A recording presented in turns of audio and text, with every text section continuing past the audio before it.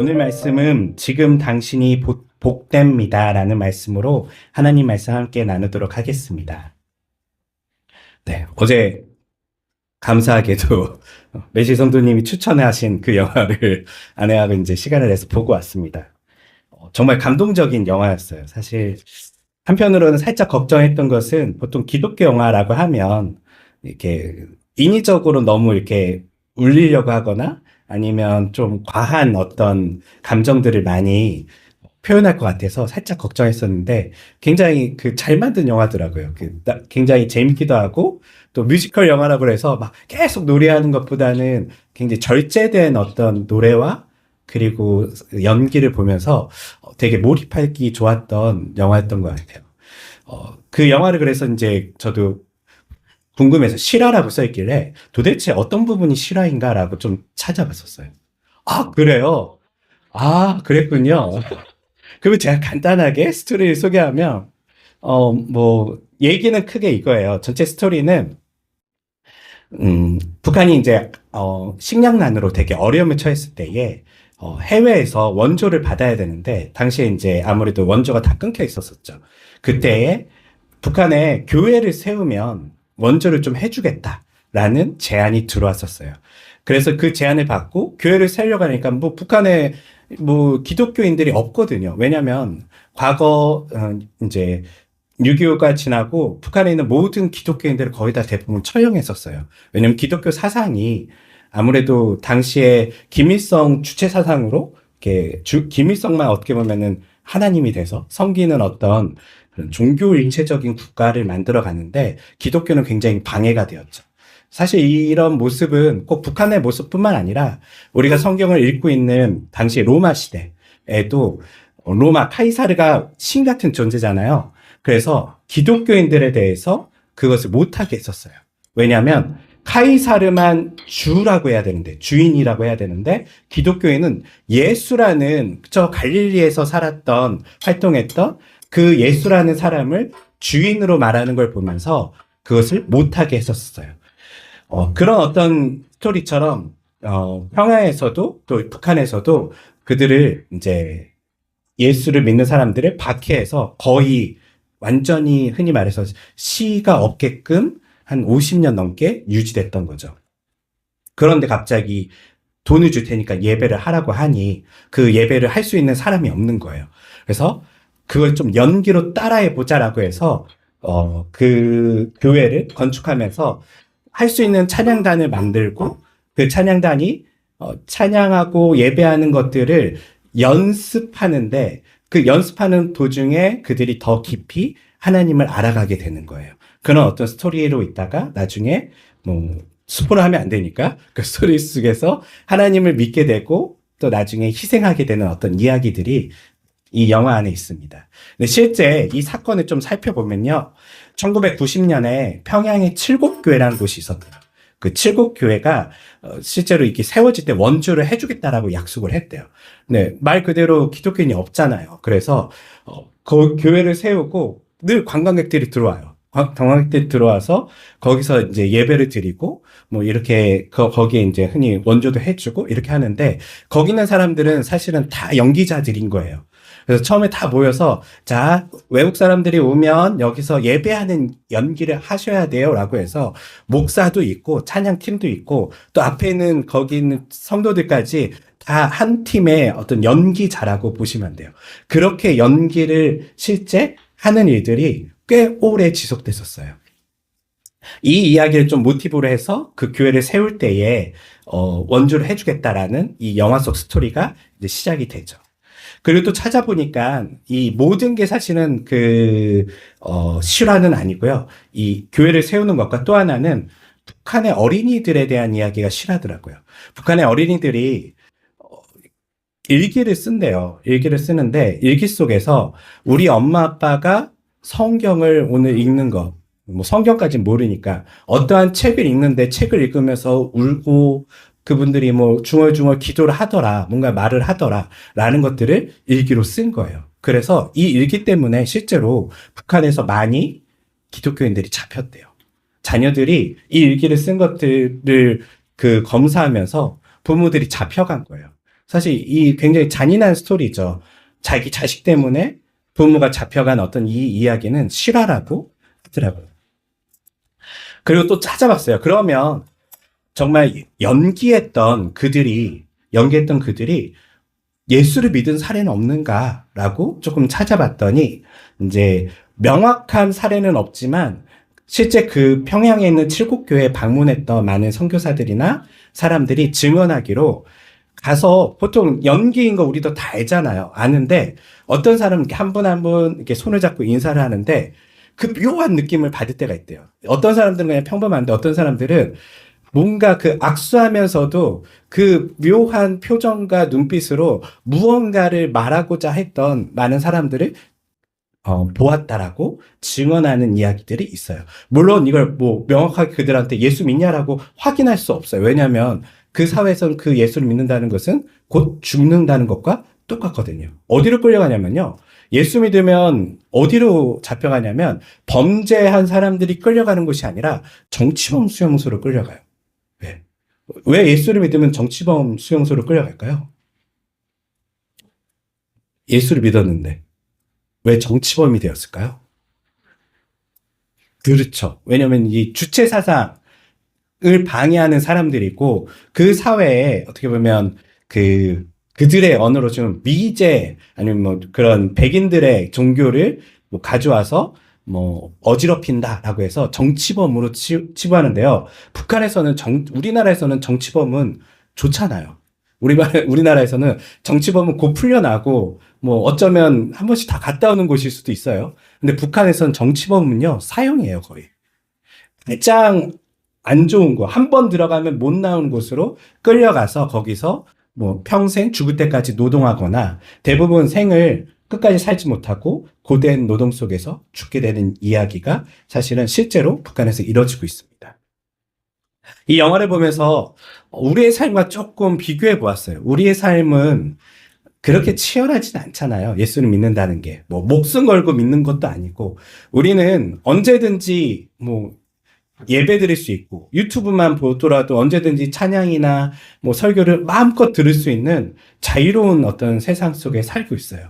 그런데 한번 우리가 질문을 던져본다면, 그런데 우리는 정말, 이 모든 것들이 제한된 저 북녘에 있는 성도들이나 아니면 또 이슬람 지역에서 주님을 몰래 믿고 있는 사람들이나 그런 사람들보다 우리가 주님을 더 잘 믿고 있다라고 말할 수 있느냐는 것이죠.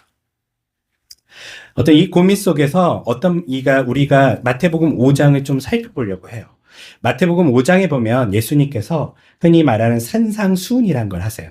산상수훈이 뭐냐면 말 그대로 산에 올라가서 어떤 교훈을 이야기하시는 거예요. 왜 산에 올라가셨을까요? 예수님께서요. 네. 네, 주변과 단절하는 것도 있고, 당시에는 뭐 마이크 같은 게 없잖아요. 근데 예수님을 따라서 수많은 무리들이 몰려왔었어요. 네, 몰려왔는데, 이 사람들한테 말을 전달하려면 높은 곳에서 이렇게 말을 할 때 전달이 훨씬 잘 돼요. 그래서 예수님께서는 특별히 산에 오르셔서 산 위에서, 언덕 위에서 사람들에게 말씀을 전하는 게 바로 산상수훈이에요. 예수님께서 이 산상수훈 중에 제일 유명한 말씀이 오늘의 이 팔복의 말씀인데요. 이 팔복의 말씀을 보면 이렇게 시작이 돼요. 복됩니다. 마음이 가난한 사람들이여 하늘나라가 그들의 것입니다. 라고 예수님께서 말씀하십니다. 그런데 한번 생각해 볼게요. 당시에 예수님이 살던 시대에 특별히 예수님께 찾아왔던 사람들을 보면요. 복된 사람들일까요? 예수님께 찾아온 사람들은 어떤 사람들이었을까요? 그 시대를 한번 살펴보면 그 시대는요. 우리가 일제시대와 사실은 같아요. 나라가 있지만 실제로는 나라를 잃은 사람들이에요. 네. 로마의 나라를 빼앗기고 식민지 시절을 겪고 있던 사람들이에요. 이 식민지 시절을 겪는다는 것은 우리는 그냥 단순하게 나라를 잃었구나라고 생각하는데 그냥 나라를 잃은 게 아니라요. 그들은 자신들의 어떻게 보면 지금까지 지켜왔던 전통을 잃었고 그들의 언어나 수많은 문화도 잃었고 모든 것에 있어서 자유를 빼앗긴 게 식민지의 어떤 모습이죠. 우리나라만 보더라도 식민지 시절이 얼마나 끔찍했는지 우리는 겨우 40년을 경험했는데 더 많은 시간들을 이 이스라엘은 경험하고 있었던 거예요. 그리고 그들이 이 식민지 시절을 보내면서 예수님께 찾아와서 어떤 눈으로 찾아왔냐면 더 이상 아무런 소망이 없어요. 그들에게는요. 좋은 직장도 얻을 수 없고 그들은 이제 나라를 어떤 저 로마를 이기면서 나라를 되찾을 수도 없는 그런 사람들이에요. 그 사람들이 예수님을 찾아왔던 것은 무엇이냐면 하나의 희망이 있는 거죠. 뭐냐면 하나님께서 메시아를 보내주시는데 그 메시아가 그 이스라엘을 구원하려 한다는 그 말씀을 믿고 예수님께 찾아왔어요. 그래서 그분이 혹여나 이 모든 압제와 고통에서 우리를 구원하실 분이니까 라는 마음으로 예수님께 찾아왔던 사람들이죠. 그런데 예수님이 이런 말씀을 하세요.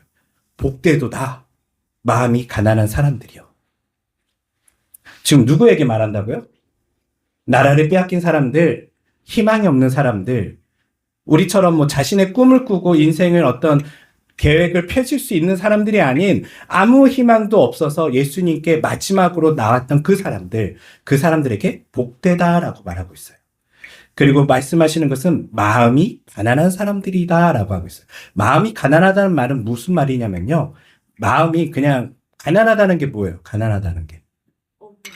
네, 없어. 뭐가 없어요. 돈이 없는 걸 우리 가난하다고 하잖아요. 이걸 원어적으로 보면 파산된 사람들이에요. 파산. 네. 그냥 적당히 없는 게 아니라요. 완전히 없는 상태를 이야기해요. 파산된 사람들. 마음이 가난한 사람들은 이렇게 마음에 더 이상 어디에 기댈 곳조차 없는 마음이 파산된 사람들을 마음이 가난한 사람들이라고 하고 있어요. 그리고 그들을 향해서 복되대요. 아니 이거는 조금 예수님이 잘못 말하신 거 아닐까요? 뭐가 복돼요? 진짜 복된 사람은 돈이 좀 있고 여유가 있고 시간이 있고 건강이 있고 많은 것들을 가진 사람이 사실은 복된 사람이라고 우리는 아는데 지금 예수님은요. 마음이 파산된 사람들, 아무것도 의지할 곳 없는 절망 속에 있는 사람에게 복되다라고 말씀하세요. 또 두 번째 이렇게 말씀하세요. 복됩니다. 슬퍼하는 사람들이요. 그들은 위로를 받을 것입니다. 아니 슬퍼하는 사람이 왜 복될까요? 이거 예수님께서 잘못 말하시는 거 아닐까요? 우리가 사는 이유는 슬픔을 피하려고 노력하잖아요. 우리가 돈을 버는 이유, 여러 가지 노력하는 이유들은 우리에게 닥칠 슬픔을 막고자, 예방하고자 우리는 열심히 살아가는데 오히려 예수님은 슬픈 사람들에게 복되다라고 말씀하고 계세요. 마지막으로 예수님께서 또 이런 얘기를 하세요. 온유합니다. 온유한 사람들이여 그들은 땅을 차지할 것입니다. 땅을 차지한다고요? 지금 이 사람들 나라를 빼앗긴 사람들이에요. 예수님이요 자꾸 이상한 소리를 하세요. 엉뚱한 이야기를 하세요. 의에 줄이고 목마른 사람들이요. 의에 줄인 사람이 왜 복된가요?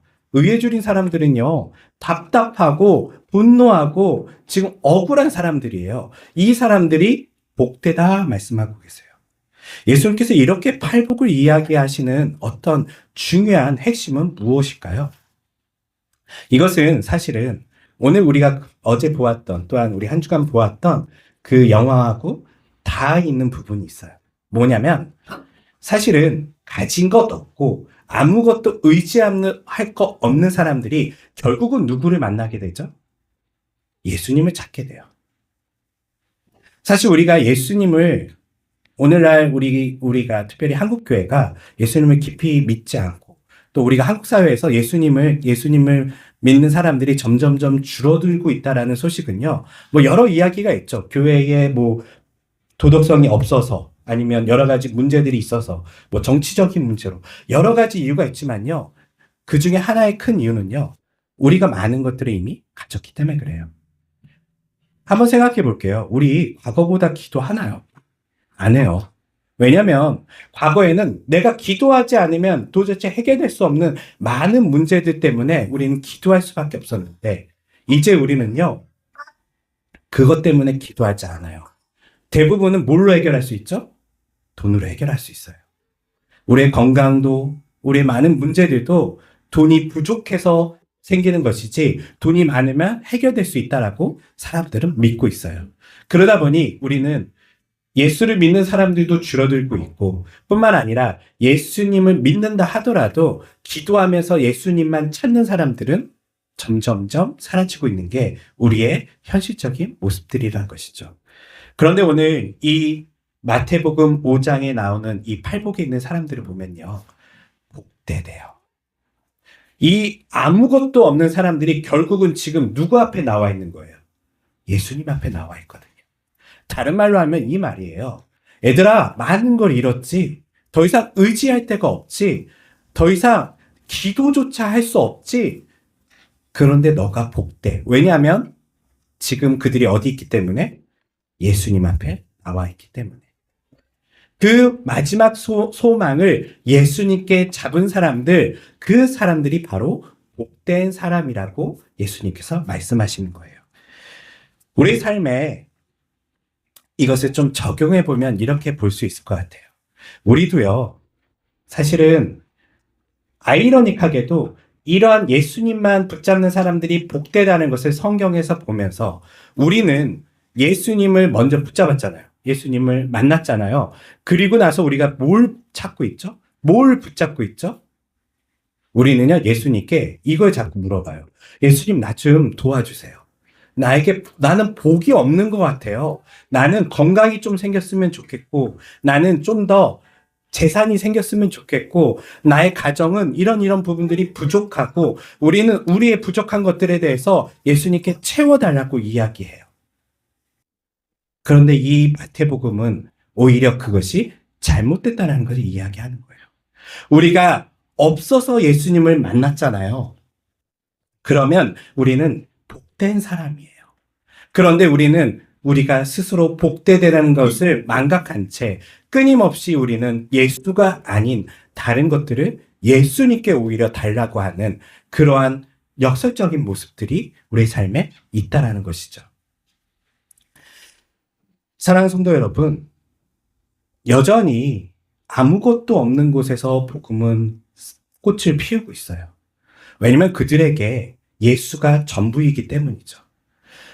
모든 것을 가진 우리는요, 이제 예수 말고 다른 것들을 더 기뻐하고 있어요. 예수가 아니더라도 우리는 만족하며 살고 있고, 때로는 예수를 믿는다 하더라도 예수님이 아닌 다른 것들로 더 많은 것들을 채우려고 하고 있는 우리의 신앙을 살펴볼 때에 우리는 과연 복된 신앙을 가졌는지 우리는 돌아볼 필요가 있다는 것이죠.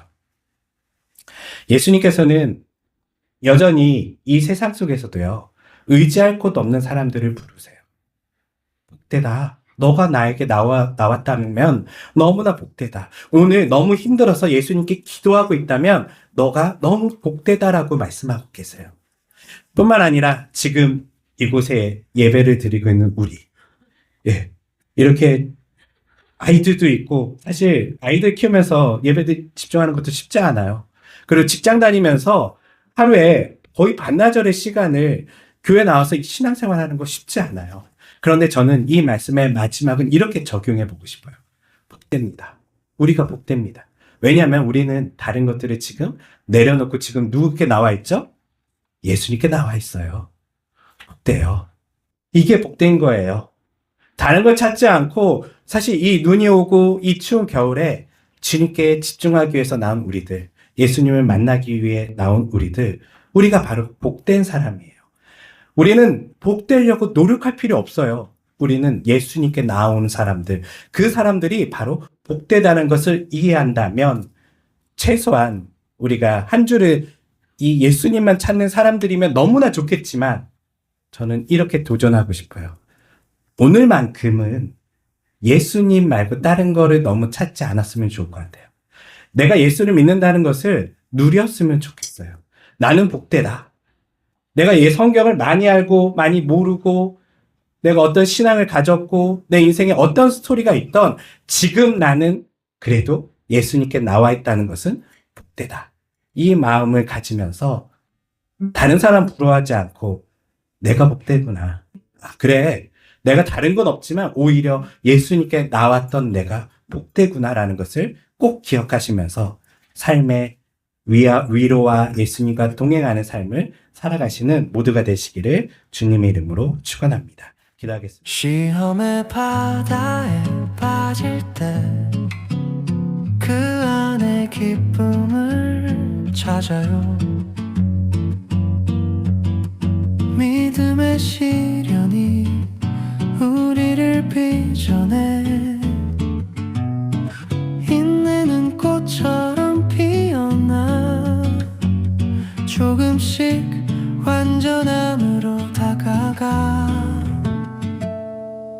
주님께 구해요 지혜를 아낌없이 주시는 그 사랑 나무라지 않으시는 주의 은혜 우린 받을 거예요.